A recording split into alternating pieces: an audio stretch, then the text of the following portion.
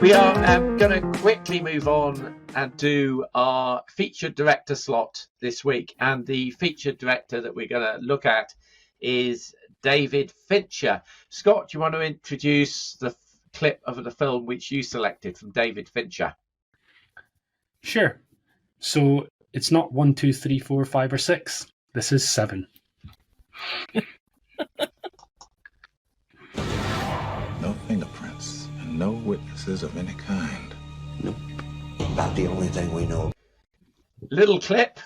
Quick reason why you like this film, Scott. Yeah, so this one starring Brad Pitt and Morgan Freeman on top form back in the day. This is a nice thriller. It keeps you guessing for the entire movie. There's plenty of gore in this one and some jump scares too. What's in the box? A famous line that has been quoted so much in so many ways since this movie came out. It's just one of the best thrillers, I think, of all time. Yeah, it's a really good choice. Similar vein, I think, for you, Emma. What did you pick? So I picked Zodiac, which obviously tells the tale of the Zodiac killer. I told all this to the other officer. Which other officer? From Vallejo. Do you remember his name? No, but it was right after the murder at the lake. So very young Mark Ruffalo there in the background. I must admit, I don't think I've ever seen this film.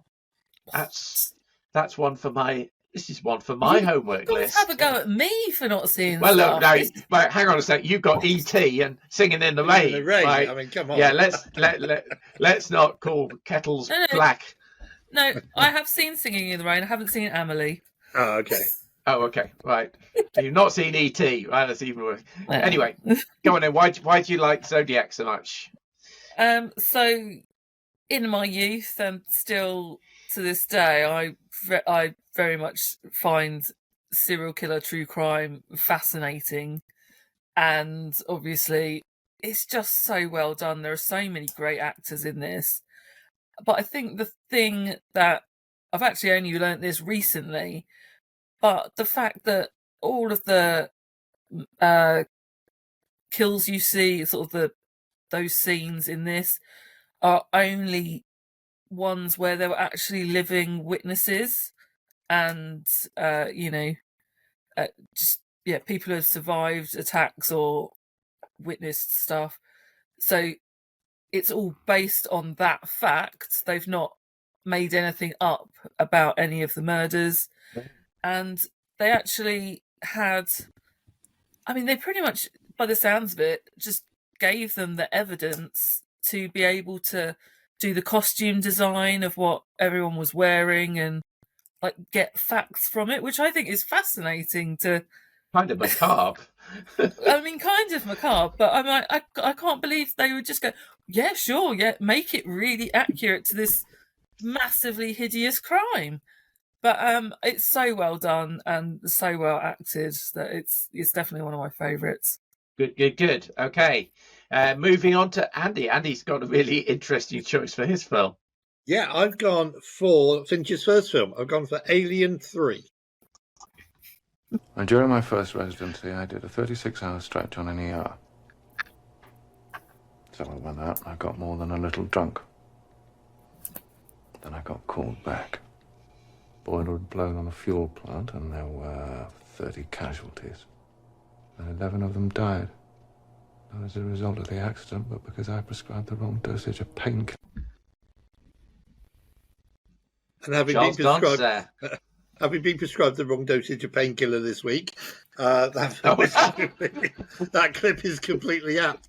I will confess it took me 3 or 4 goes at this. So I love Alien. Alien's in my all-time top 10. I think Aliens arguably is the greatest sequel ever. At least it is for me. And Alien 3, I was disappointed the first time I saw it because certain characters from Aliens didn't survive.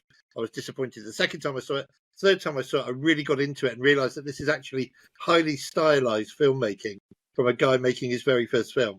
The scenes of the alien who has, in this case, mingled with a dog, who's got dog DNA in him as well, running around this prison, this plant that's being looked after by prisoners, are really beautifully shot. When you see it on a big screen in the dark, you actually are looking around because you feel the alien could jump out at you from any side at any moment.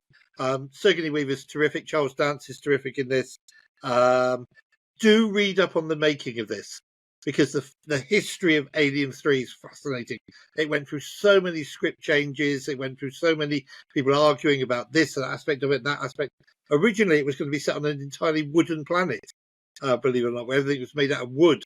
That was the original. The storyboards exist for that. So do read up about the making of Alien 3. It took me 3 or 4 goes to get into it, but when I did, I realised that this is a highly stylised filmmaker at the beginning of his career who was going to go on to do big things. And I thought the story and that final scene of people who know the film, almost a Christ-like sacrifice, yes, is really fascinating and really moving. Then they had to go and make I must Alien admit, Resurrection. I remember seeing this film at the cinema when it came out and being so cross with the opening 5 minutes of the film. Yeah. But when I was so cross. Yeah. So was I, Bob. So was I. I sat there fuming. I was almost on the verge of walking out. But when, as I say, 3 or 4 after having seen it, and particularly the director's cut, which you get with the Blu-ray, you realise that here is a guy at the beginning of his career showing what he's capable of, and that is making a highly stylised film that actually is capable of scaring you and pulling you in even after a 3rd or 4th viewing.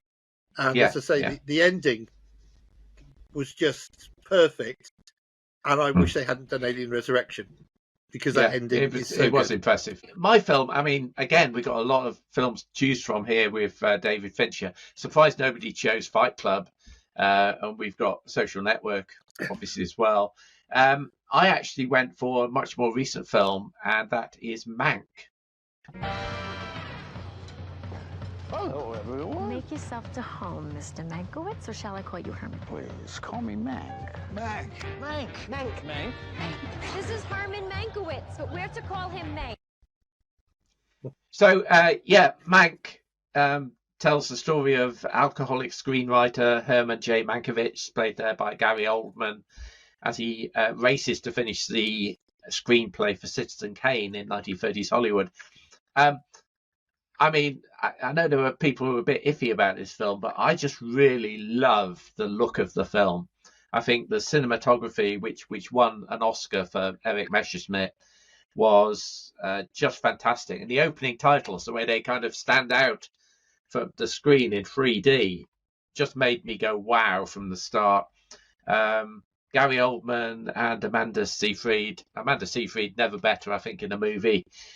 It just captured something about the 1930s mood of the filmmaking that I was really grabbed by that film.